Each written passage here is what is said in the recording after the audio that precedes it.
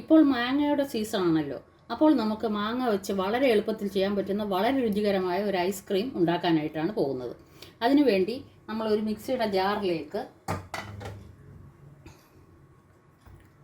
ഒരു 1/2 കപ്പ് മാങ്ങ, നിങ്ങളുടെ ഇഷ്ടമനുസരിച്ച് ചെയ്യാം, അളവുകൾ ഇഷ്ടമനുസരിച്ച് ചെയ്യാം.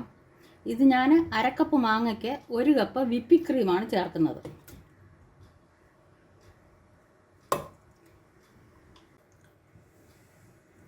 അടുത്തതായി കണ്ടൻസ് മിൽക്ക് ഒരു 2 ടേബിൾ സ്പൂൺ.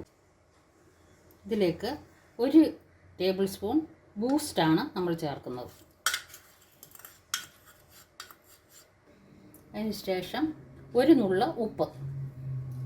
ഇത് 4ഉം കൂടെ നമ്മൾ നല്ലവണ്ണം ബീറ്റ് ചെയ്ത് എടുക്കുകയാണ്.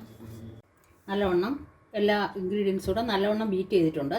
ഇനി നമുക്കിതൊരു ഫ്രീസർ വെക്കാനായിട്ട് ഒരു ട്രേയിലേക്ക് ഒഴിക്കാം.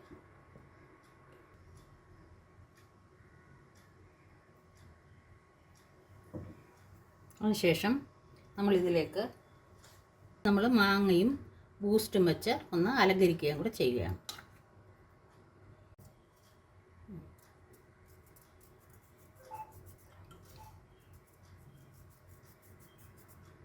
ഇനിയും നമുക്കിത് അടച്ച് ഫ്രീസറിൽ ഒരു 8 മണിക്കൂർ നേരമെങ്കിലും കുറഞ്ഞത് വെച്ച് കഴിയുമ്പോൾ നമുക്കിത് ഉപയോഗിക്കാൻ സമയമാകും.